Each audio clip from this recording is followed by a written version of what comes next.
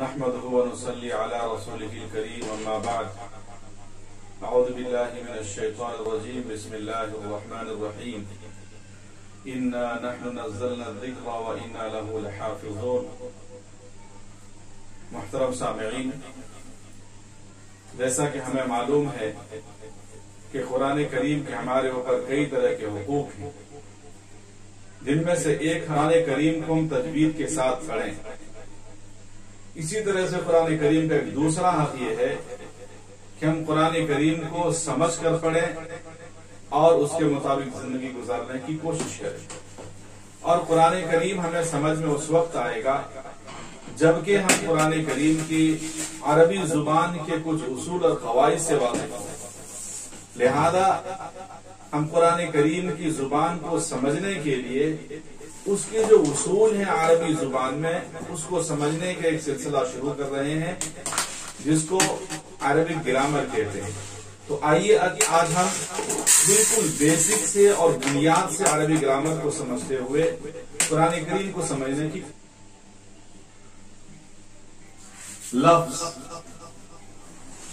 انسان جو کچھ بھی بولتا ہے اس کو عربی زبان میں لفظ کہتے ہیں. جس لفظ کا معنی ہے اس کو عربی میں موضوع کہتے ہیں، اور جس لفظ کا معنی نہیں ہے اس کو عربی میں محمل کہتے ہیں.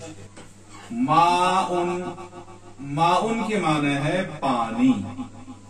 ماؤن کے معنی ہے پانی. اس کا محمل آتا ہے واؤن. اس کے کچھ بھی معنی نہیں ہے، یہ محمل لفظ ہے. تو معلوم یہ ہوا کہ جو چیز ہم بولتے ہیں اس کو عربی میں لفظ کہتے ہیں. لفظ کے 2 ٹائپس ہوتے ہیں، موضوع، دوسرا محمل. موضوع کے 2 ٹائپس ہیں. پھر یہاں پہ مفرد، مرکب. اگر سنگل ورڈ ہے، ایک ورڈ ہے، اس کو کہیں گے عربی میں مفرد. اور اگر 2، 3 یا اس سے زیادہ ملے ہوئے ہیں، گروپ آف ورڈز ہیں، تو اس کو کہیں گے مرکب. مفرد کا دوسرا نام بھی یاد رکھ لیجیے، بریکٹ میں لکھتا ہوں کلمہ. یاد رکھیے. اس کی مثال ہے، جیسے دیکھیے ولدن، اور یہاں پہ مرکب کی مثال ہے ولدن جمیل، خوبصورت لڑکا. تو اب یہ جو ہے یہ مفرد ہے اور یہ جو ہے مرکب ہے. سنگل ورڈ ہے، اسی لیے اس کو عربی میں مفرد کہیں گے.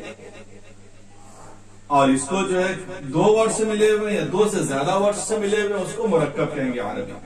چلیے، مرکب کی پھر جو ہے 2 قسمیں ہوتی ہیں. مرکب مفید، مرکب غیر مفید. Complete sentence, incomplete sentence. مرکب کی 2 قسمیں، مرکب مفید، مرکب غیر مفید. کبھی ایسا ہوتا ہے کہ مرکب ہوگا لیکن اس سے کچھ معنی ہمیں سمجھ میں نہیں آئیں گے، میننگ فل نہیں ہوگا وہ جملہ، وہ سینٹینس.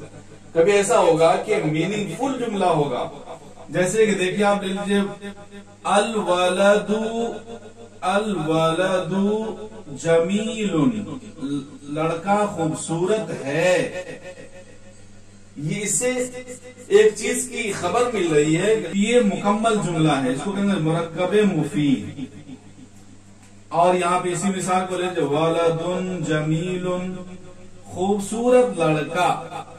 خوبصورت لڑکا ہے یا نہیں ہے، پوری بات سمجھ میں نہیں آ رہی، تو اس کو کہیں گے مرکب غیر مفید.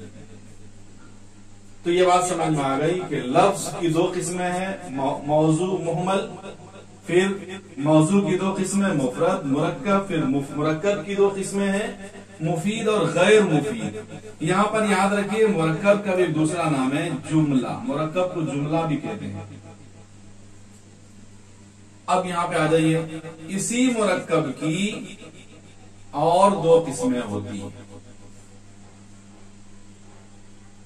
اسمیہ. اب یہاں پر مرکب نہیں بولیں گے، جملہ کا اس طرح استعمال کریے. جملہ اسمیہ، جملہ فعلیہ. ایسا سینٹینس ہے، ایسا جملہ ہے جس جملے کی شروعات اسم سے ہو رہی ہو اس کو جملہ اسمیہ کہیں گے. اسی مثال کو لے لیجئے، الولد جمیل. یہ الولد جو ہے یہ ناؤن ہے، اسم ہے. میں آگے بتاؤں گا کہ الولد اسم ہے تو یہ جملہ اسمیہ ہے. خلق اللہ، یہ خلقہ جو ایکشن ورڈ ہے، فعل ہے، ایکشن ہو رہا ہے، یعنی اللہ نے پیدا کیا. یہاں پر جو ناؤن ہوگا اس میں ایکشن نہیں ہوگا، جو ورب ہوگا اس میں ایکشن ہوگا. ایک بات یاد رکھیے کہ قرآن کریم میں جتنے بھی عربی کے الفاظ ہیں وہ تین چیزوں میں سے کوئی نہ کوئی ایک ہی چیز ہوگا. یا تو وہ لفظ جو ہے فعل ہوگا، یا وہ لفظ جو ہے اسم ہوگا، یا وہ لفظ جو ہے حرف ہوگا. یعنی ان تینوں میں ہی پورے عربی کے الفاظ جو ہے سمائے ہوئے ہیں. یا تو وہ حرف ہوگا، یا فعل ہوگا، یا اسم ہوگا. تو جس اسم جملے کی شروعات اسم سے ہو اس کو جملہ اسمیہ کہتے ہیں، اور جس جملے کی شروعات فعل سے اس کو جملہ فعلیہ کہتے ہیں. اس کو انگلش میں کہتے ہیں نامینل سینٹینس، اور اس کو کہتے ہیں وربل سینٹینس. مرکب غیر مفید کی بھی یہاں پہ آگے دو قسمیں ہوتی ہیں، مرکب اضافی، مرکب توصیفی.